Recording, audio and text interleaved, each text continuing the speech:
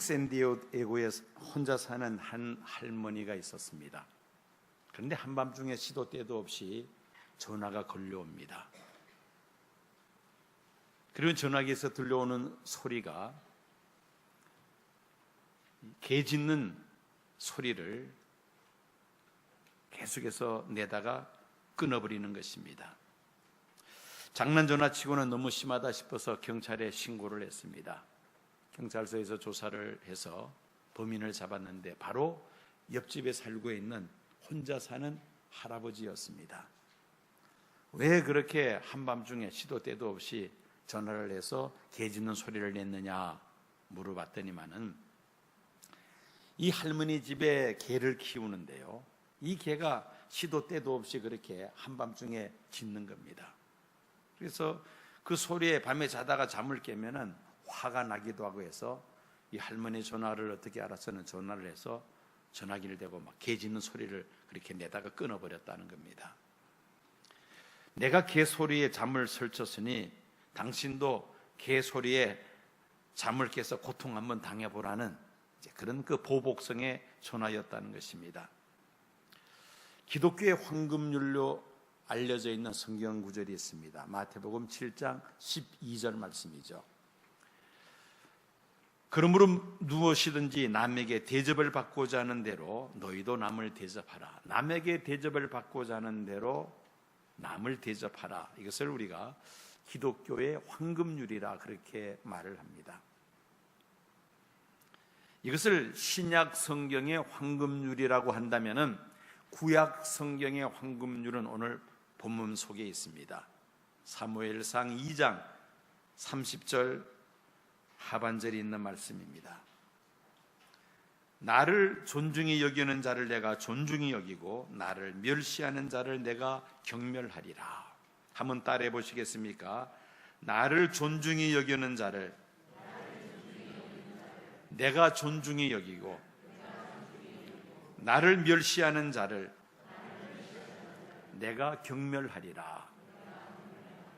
이 말씀을 구약의 황금률이라 그렇게 이름을 붙여볼 수가 있습니다.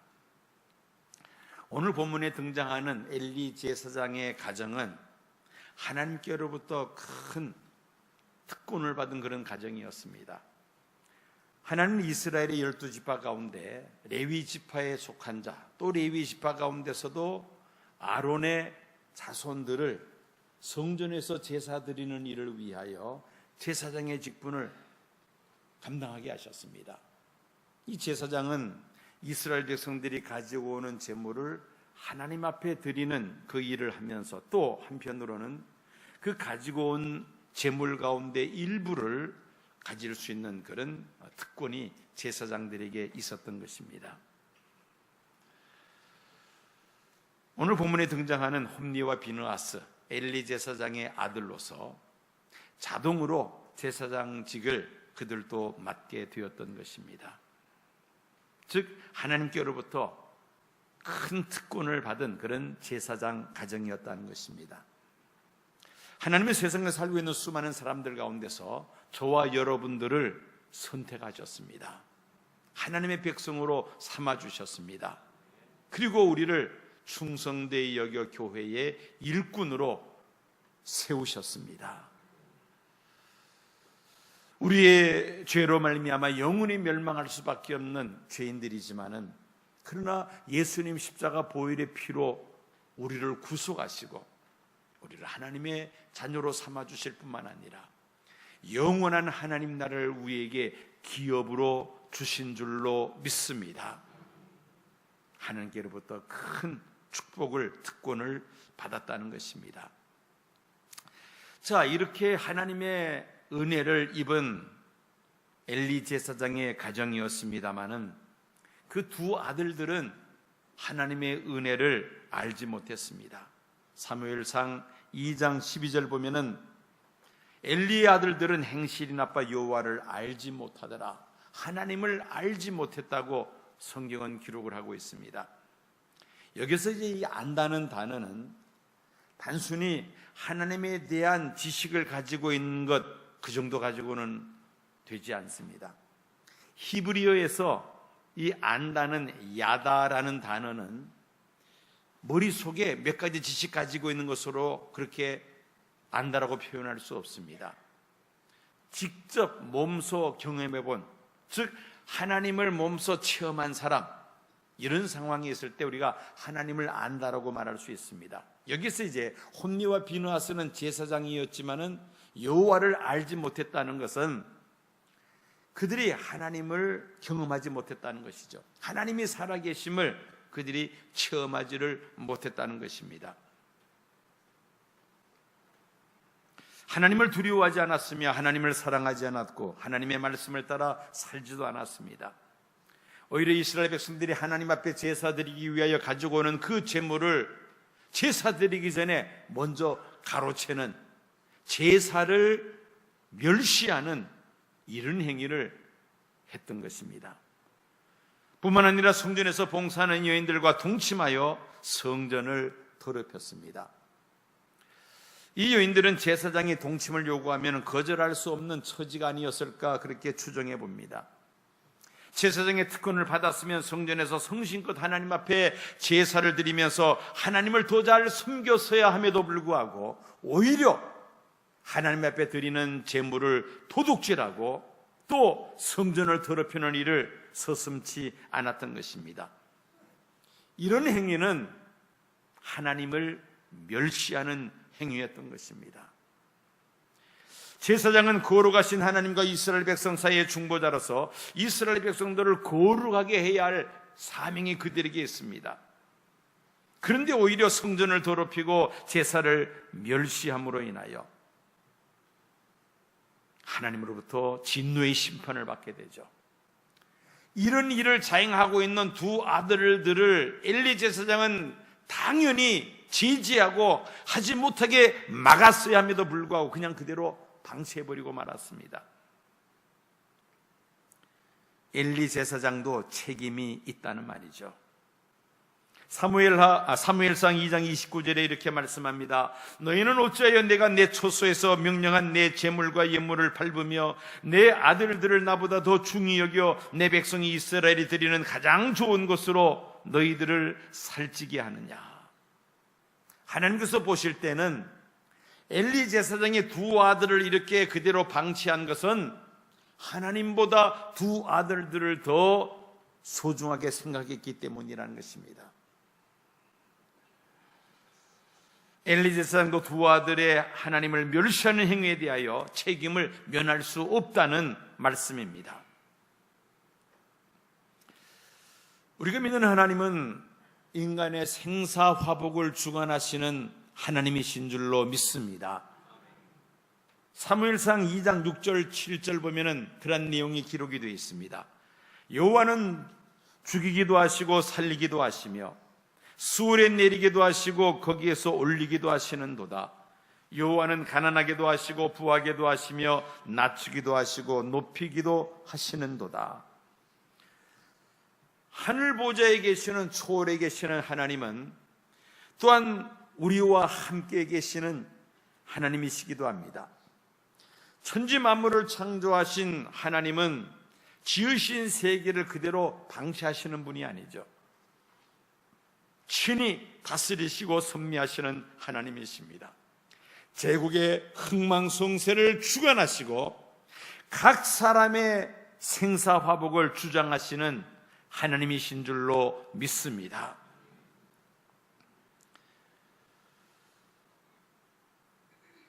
그 하나님께서는 하나님을 존중하는 자를 하나님께서 존중하시고 하나님을 멸시하는 자를 하나님께서 경멸하시겠다고 경고하고 계십니다.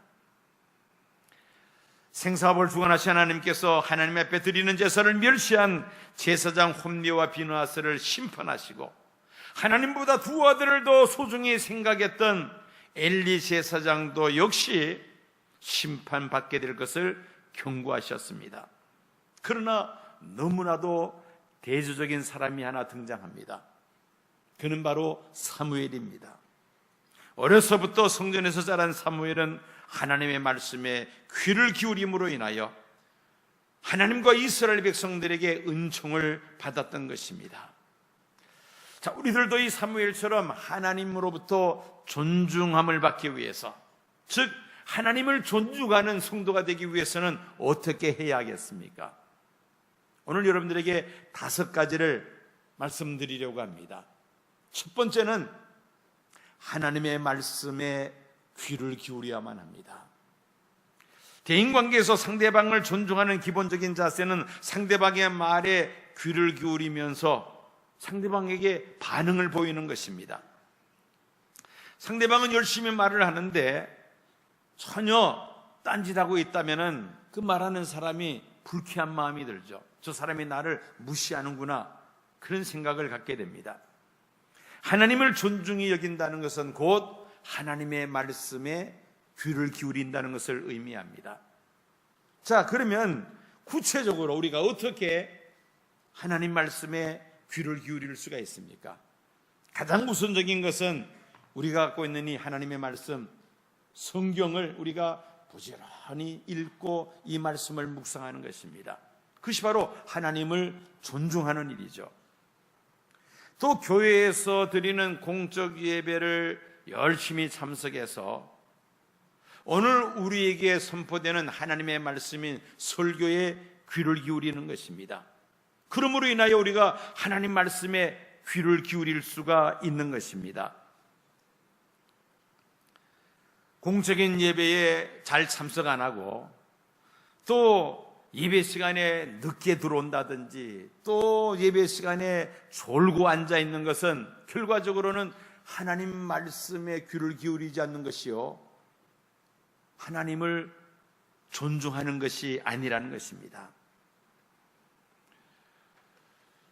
기도를 통하여 또한 우리는 하나님의 음성에 귀를 기울일 수 있습니다. 기도는 하나님과의 신령한 영적 대화입니다. 기도는 일방적인 고백이 아니라 쌍방통행이 되어야 합니다.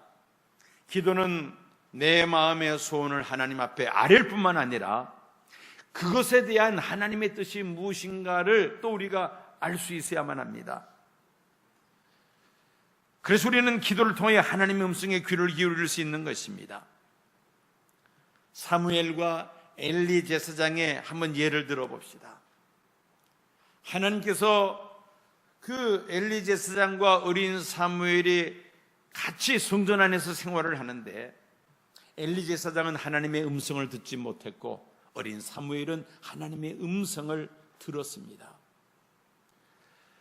하나님의 음성을 들을 수 있었던 사무엘은 하나님께서 존중히 여기셔서 귀하게 쓰십니다마는 하나님의 말씀을 듣지 못했던 엘리 제사장은 자녀들과 함께 심판을 받고야 말았던 것입니다. 사무엘상 3장 19절에서 21절을 보면은 하나님의 말씀에 귀를 기울인 사무엘을 얼마나 하나님께서 존중하셨는지 그 내용을 우리가 발견할 수 있습니다. 사무엘이 사람의 여호와께서 그와 함께 계셔서 그의 말이 하나도 땅에 떨어지지 않게 하시니 단에서부터 브엘세바까지 온 이스라엘이 사무엘은 여호와의 선자로 세우심을 받은 줄을 알았더라. 여호와께서 실로에서 다시 나타나시되 여호와께서 실로에서 여호와의 말씀으로 사무엘에게 자기를 나타내시니라. 사무엘의 말이 온 이스라엘에 전파되니라. 이 사무엘은 하나님의 말씀에 귀를 기울이며 그 들은 하나님의 말씀을 이스라엘 백성들에게 전달하는 선지자의 사명을 감당했습니다. 하나님께서 사무엘이 얼마나 하나님을 존중하시는지를 알기에 하나님께서 사무엘에게 하신 그 말씀 그대로 다 하나님께서 이루셨다는 것입니다. 그 모습을 보고 온 이스라엘 백성들이 사무엘이야말로 진정한 선지자라는 것을 모두 다 인정했다는 것입니다. 하나님을 존중하는 자에게 하나님은 이렇게 존중하셨다는 말씀입니다. 우리가 하나님을 존중한다는 것은 첫째는 하나님의 말씀에 귀를 기울이는 것입니다. 내 생각, 내 고집, 내 욕심을 내세우는 것이 아니라 항상 하나님의 말씀에 귀를 기울이며 그 말씀을 앞세우며 살아가는 것, 이것이 바로 하나님을 존중하는 일인 줄로 믿습니다. 두 번째로 하나님을 존중하는 삶은 예배를 중요하게 여기는 신앙생활입니다. 예배는 하나님의 형상을 따라 지음받은 우리 사람들만이 할 수 있는 그런 최상의 경외의 표시입니다.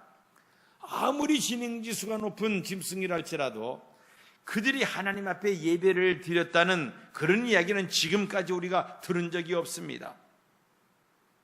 예배는 인간만이 할 수 있는 특별한 행위요, 하나님께로부터 받은 특권이라는 말씀입니다. 하나님은 예배를 통하여 영광을 받으실 줄로 믿습니다.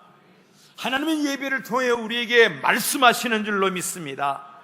하나님은 예배를 통하여 우리에게 복을 주실 줄로 믿습니다. 그래서 우리는 예배를 소중하게 생각해야만 합니다. 대한예수교 장로회 총회 헌법을 보면은 예배 방해는 엄하게 다스리도록 그렇게 되어 있습니다. 예배를 방해하면 곤증의 사유가 되어서 재판을 통하여 치리하도록 그렇게 법에 명문화되어 있습니다. 이것은 예배가 그만큼 중요하다는 말입니다. 그러므로 신앙생활하는 성도들은 예배를 우선순위 1번으로 그렇게 삼아야만 합니다. 아무리 바쁘고 급한 일이 있다 할지라도 주일날 예배 드리는 일보다 더 중요하고 더 바쁜 일은 없습니다. 분명하게 여러분들 머릿속에 각인해야만 합니다. 어떤 분들은 가족들이 모여서 추모 예배를 드리는데 거기 가야 된다고 주일 예배에 빠지는 가정을 보았어요. 교회 나와서 예배 드리는 게 우선적인 일 아닙니까? 물론 가족들이 모여서 예배 드릴 수도 있습니다. 그것은 오후에 드리면 됩니다. 주일 예배 드리는 일주일에 한 번 주일 대예배에 우선순위 1번으로 놓아야 되죠. 다른 일을 주일 예배를 대체할 수는 없습니다. 확실하게 여러분들이 머릿속에 생각을 해야만 합니다. 아무리 바쁜 일이 있고 아무리 급한 일이 있어도 주일날은 하나님 앞에 예배 드리는 일보다 더 중요한 일이 없다. 이 예배를 소중히 알고 예배를 잘 드리는 것이 바로 하나님을 존중하는 일입니다. 여러 가지 세상 일 바쁘다는 핑계로 주일 예배를 빠진다면 그만큼 하나님을 존중하지 않는다는 말입니다. 주일 성수가 그만큼 하나님과의 관계에 있어서 중요하다는 것을 명심을 하시기를 바랍니다. 그 외에도 교회 공적인 예배가 많이 있습니다. 이런 공적인 예배에 부지런히 참석해서 하나님의 말씀에 귀를 기울이고 어떻게 하면 그 말씀대로 살 수 있을까 힘쓰고 애쓰는 것이 바로 하나님을 존중하는 행위입니다. 입으로 앞만 떠들어봐야 소용이 없습니다. 행동을 통해서 나타내 보여야만 합니다. 세 번째로 하나님을 존중한다는 것은 청지기 신앙을 가지는 것입니다. 하나님을 존중하는 사람은 하나님의 천지 창조를 확신합니다. 하나님께서 지으신 그 모든 만물을 사람들에게 관리를 맡기셨다는 것을 확신합니다. 이것을 청지기 신앙이라고 그러죠. 엄격히 말한다면 이 세상에 내 것이라고는 아무것도 없습니다. 빈손으로 왔다가 빈손으로 떠나는 인생이기 때문이죠. 궁극적으로 만물의 주인은 하나님이시고 우리는 청지기에 불과하다는 것입니다. 하나님께서 내게 맡기신 물질과 시간과 믿음과 재능과 이 모든 것들을 하나님의 뜻대로 잘 사용할 수 있는 사람, 이런 사람이 바로 청지기 신앙을 가진 사람이요, 이런 사람이 바로 하나님을 존중하는 자입니다. 더불어 교회에서 맡은 직분을 잘 감당하는 사람, 이것도 역시 청지기 신앙을 가진 사람이요 하나님을 존중하는 자입니다. 사회에서는 직급이 높아지면은 대우가 달라집니다. 월급도 더 많이 받게 되고요, 사무실 공간도 더 넓어지고, 여러 가지 대우가 달라지죠. 많은 사람들이 또 머리를 조아리게 됩니다. 그러나 교회는 정반대입니다. 교회는 중직을 맡을수록 더 열심히 봉사해야 되고, 더 낮아져야 되고, 더 섬겨야만 합니다. 왜 그런지 아세요? 교회 직분은 명예직이 아니라 봉사직이기 때문입니다. 하나님께서 나에게 맡기신 직분이라는 그 청지기 신앙을 가지고 충성할 때에 그것이 바로 하나님을 존중하는 일이라는 것입니다. 교회의 머리 되시는 예수님께서 기뻐하시는 뜻이 무엇인가를 바로 알고 각자가 교회의 지체로서 교회로부터 맡은 직분을 충성스럽게 잘 감당하는 것, 이것이 바로 하나님을 존중하는 것이란 말입니다. 네 번째로는 무슨 일이든지 주의 이름으로 행하는 것입니다. 골로새서 3장 17절 보면은 무엇인지 말이나 일이나 다 주 예수의 이름으로 하고 그를 힘입어 하나님 아버지께 감사하며, 우리가 머릿속으로 갖는 생각과 우리의 말과 행실, 예수의 이름으로 하는 것입니다. 내 이름 석자를 드러내기 위해서 하는 것이 아니라 오직 주님의 이름을 드러내기 위해서 해야 한다는 것이죠. 오직 예수님의 뜻을 생각하며 예수님의 이름으로 말과 행동을 함으로 하나님 앞에 영광을 돌리게 되며, 이것이 바로 하나님을 존중하는 것이란 말입니다. 마지막으로 이웃을 존중하며 주의 종들을 존중하는 것, 이것이 바로 하나님을 존중하는 것입니다. 존 비비어가 쓴 존중이라는 책이 있습니다. 그 책 속에 이런 글이 있습니다. 하나님의 권고를 존중하는 경건한 습관을 기르라. 하나님의 권고를 존중하는 경건한 습관을 기르라. 이것이 인생의 결정적 순간을 대비하는 최선의 방법이다. 하나님을 경외하는 사람은 다른 사람을 존중한다. 하나님을 경외하는 사람은 다른 사람을 존중한다. 하나님은 사람을 통하여 말씀하시기 때문이다. 하나님의 뜻을 새겨듣는 사람에게 하나님은 반드시 상을 주신다. 하나님을 경외하는 사람은 다른 사람들을 존중해야 된다는 이야기입니다.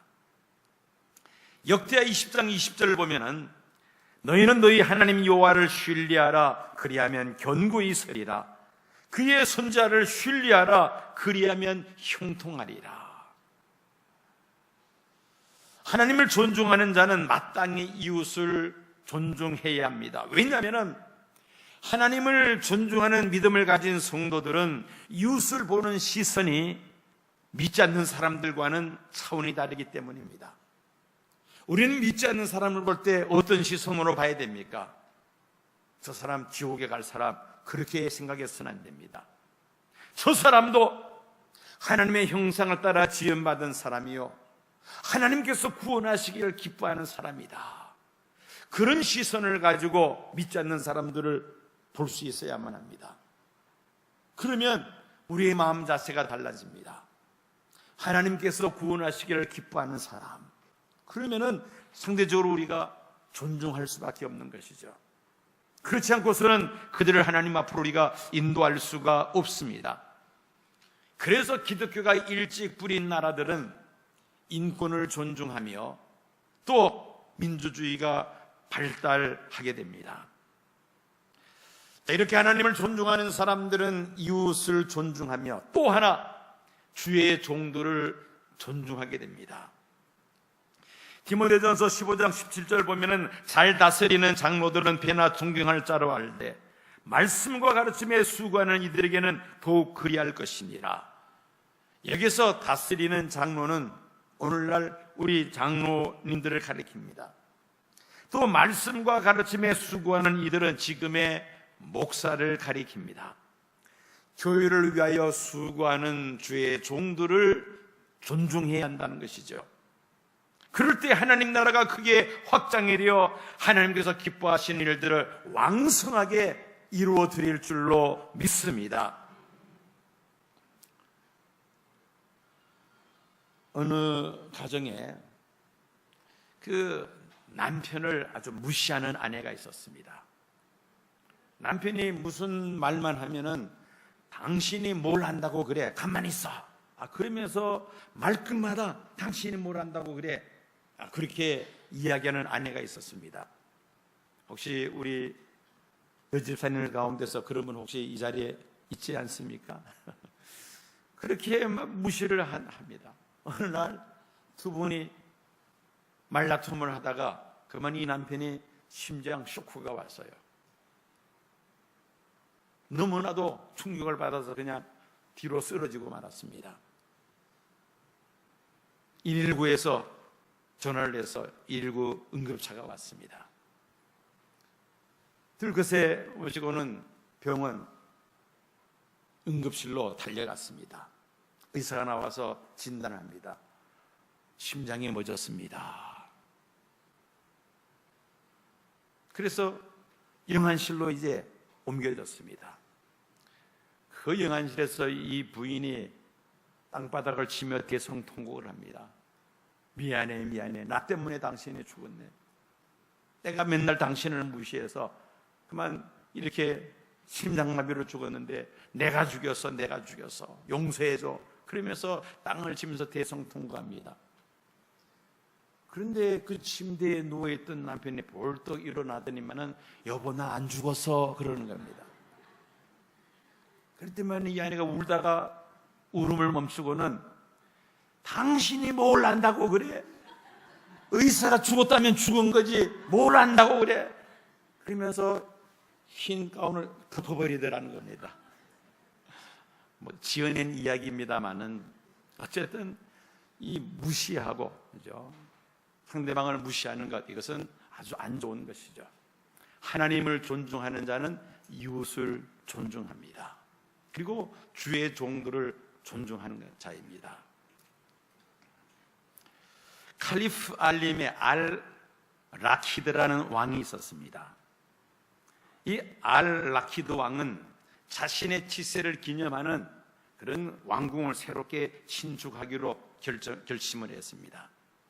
그런데 새로운 왕궁을 짓기로 선택한 그 자리에 바로 옆에 아주 낡은 오두막집이 하나 있었습니다.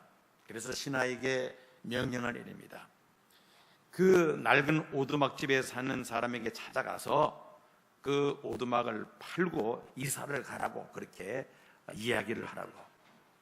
그런데 그 오두막집에 살고 있는 노인이 거절합니다. 자기는 이사하지 않겠다는 겁니다. 그 사실을 신하가 돌아와서 왕에게 보고를 하면서 이 신하가 그렇게 말을 합니다. 폐하, 그 오두막집 하나 그거 없애버리는 거 아무것도 아닙니다. 그냥 철거해버리고 말겠습니다. 그랬더니만은 이 왕이 신하에게 이런 말을 합니다. 그것은 아니돼요. 왕궁은 내 백성에게 전해질 내 유산이요. 백성들은 왕궁을 보고 내가 위대한 왕이었다고 말할게요. 그리고 그 옆에 그대로 서 있는 오두막을 보면 내가 어려운 사람들을 존중하는 의로운 왕이었다고 말할 것이요. 왕이라는 막대한 권력을 가지고 있었지만은 그 어려운 사람을 무시하지 아니하고 존중하는 그 모습을 오히려 나타내 보일 수 있으니까 그대로 놔두라고. 참 지혜로운 왕이죠. 우리는 오늘 본 말씀을 통하여 하나님을 존중히 여기는 자와 하나님을 멸시한 자의 그 말로를 우리가 말씀을 통하여 살펴보았습니다. 하나님을 존중한 사무엘은 하나님께서 존중하셔서 사무엘이 제사장과 선지자와 이스라엘의 마지막 사사로서 사사시대와 왕정시대를 연결시키는 그런 중요한 역할을 성공적으로 잘 완수를 했습니다.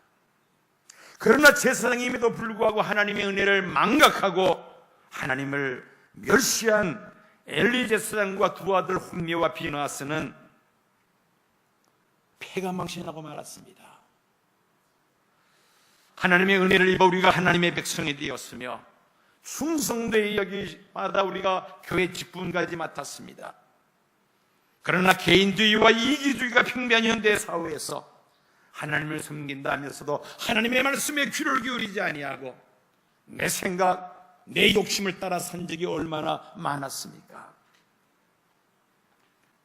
하나님을 멸시하는 행위도 서슴지 않았던 우리들이 아닙니까? 하나님 앞에 철저하게 우리가 회개하며 사무엘과 같이 하나님의 말씀에 늘 귀를 기울이며 또한 예배에 우리가 충실하며 청지기 신앙을 가지고 맡은 직분 충성스럽게 잘 감당하며 우리의 이웃들을 존중하고 또 주의 종들을 여러분들이 존중할 때에 결과적으로는 하나님을 존중하는 그런 결과를 가져올 것이며 하나님을 존중함으로 인하여 하나님께서 여러분들을 귀하게 여기시고 여러분들을 존귀하게 하실 줄로 믿습니다. 오늘 말씀을 다시 한번 따라 하도록 하겠습니다. 나를 존중하는 자는 내가 존중하고 나를 멸시하는 자를 내가 경멸하리라. 하나님의 말씀입니다. 이 말씀을 마음판에 새기시고 이제는 하나님을 존중하며 우리의 이웃과 주의 종들을 존중하는 성도님들 다 되시기를 축원합니다. 지금은 우리 주 예수 그리스도의 은혜와 아버지 하나님의 극진하신 사랑과 성령님의 감동 감화 충만 역사하심이 사무엘과 같이 오직 하나님을 존중하며 살기로 다시 한번 결심하는 이 자리에 머리 숙인 사랑하는 성도들과 시온교회에 속한 모든 믿음의 원속들과 이 땅에 거하는 하나님의 백성들 위에 지금부터 영원까지 함께 하옵시기를 간절히 축원하옵나이다. 아멘.